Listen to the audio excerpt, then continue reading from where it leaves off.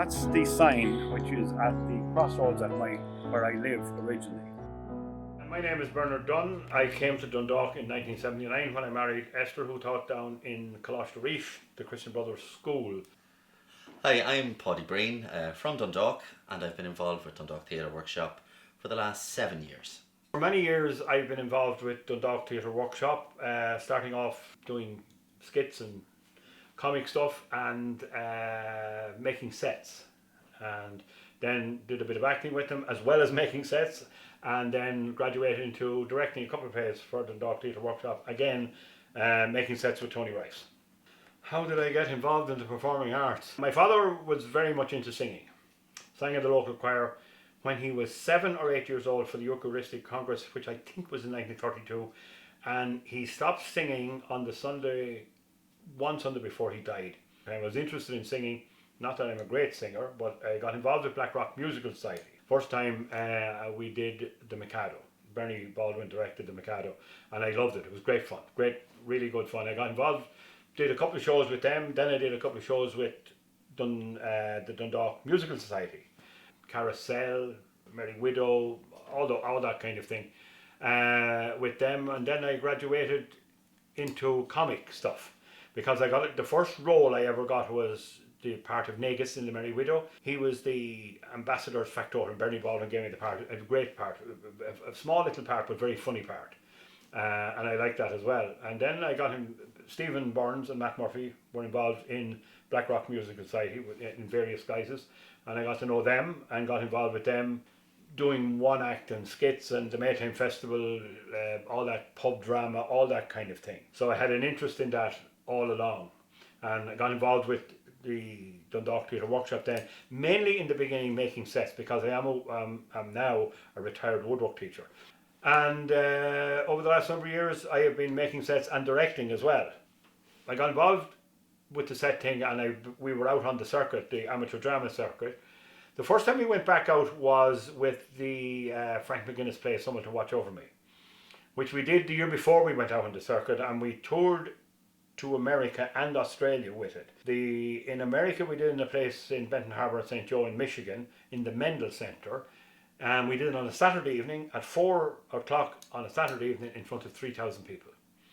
I'd say we made 2,500 of them cry. It is very sad at the end. It's a very, very good play. We tied for first place with the Russians group, who were also there. They did a Russian version of Romeo and Juliet. So my story of involvement with performing arts goes right the way back to primary school. We did a production of Oliver when I was in 6th class and kind of caught the bug there. Joined the musical society, started off in the pantos. But I could show my prowess, be a lion, not a mouse, if I only had the nerve. Progressed from the pantos to the musicals, and then got involved in the more serious drama world. Became involved with Theatre Workshop mid-2013 with the Winslow Boy. From the Winslow Boy we went on then to do Glengarry Glen Ross, which qualified for the All-Ireland Drama Finals in Athlone and subsequently won the Abbey Theatre Award, which is another story. I was committed to doing another production the same week as our run in the Abbey, and our production was here in town, and I had to make that very difficult decision whether to go to the Abbey or stick with the local production, and I stuck with the local production.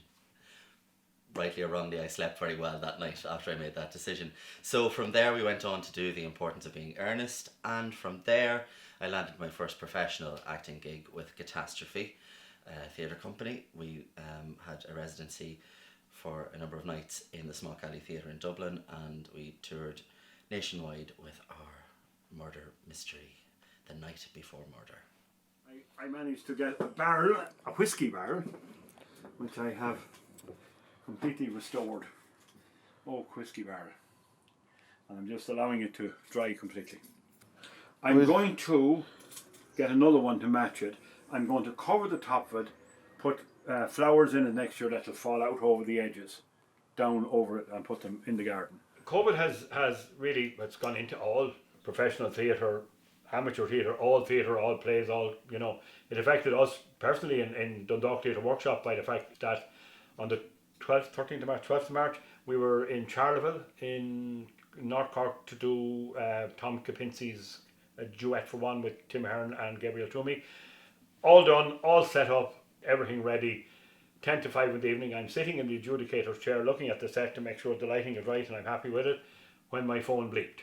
And it said, as in from 6 o'clock this evening, everything stops. We did the play, it was adjudicated, and prizes were distributed, and Gabriel Toomey thankfully won Best Actress, and Tim had won Best Actor in Kildare 2 nights previously, and we were second in runners-up in both festivals as it turned out, and the end. Dark, everything stopped.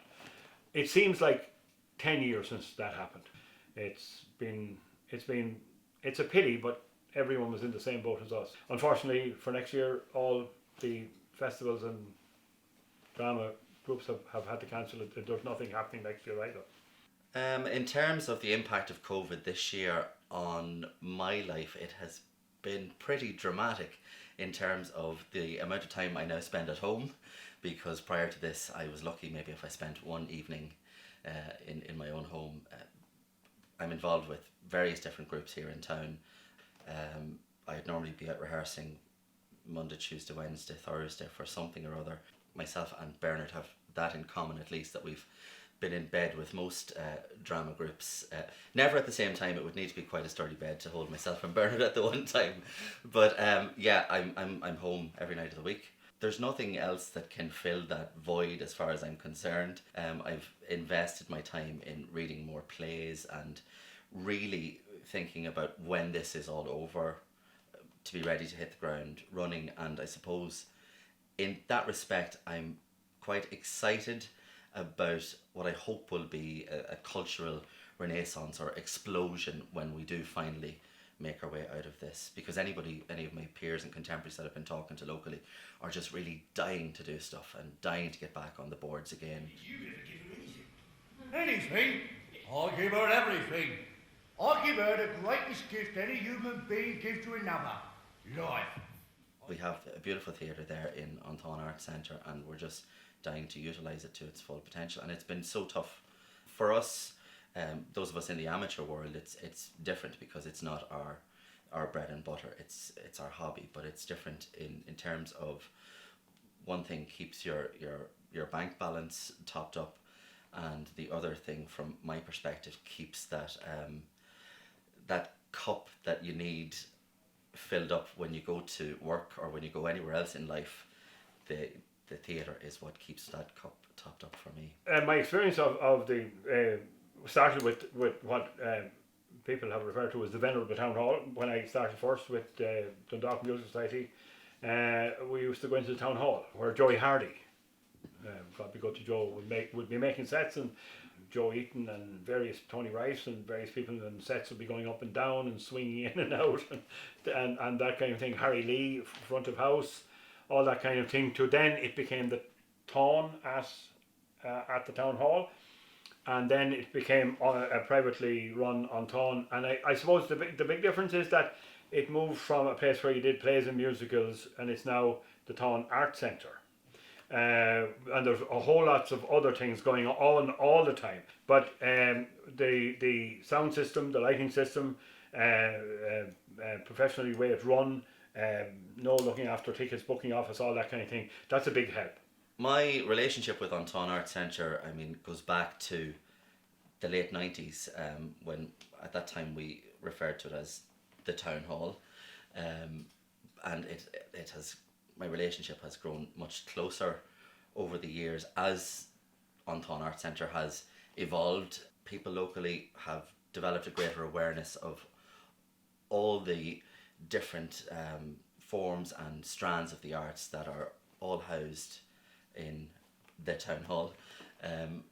So for me personally, in terms of my involvement with all the drama groups there, I'm generally never out of the place from September to May of a year.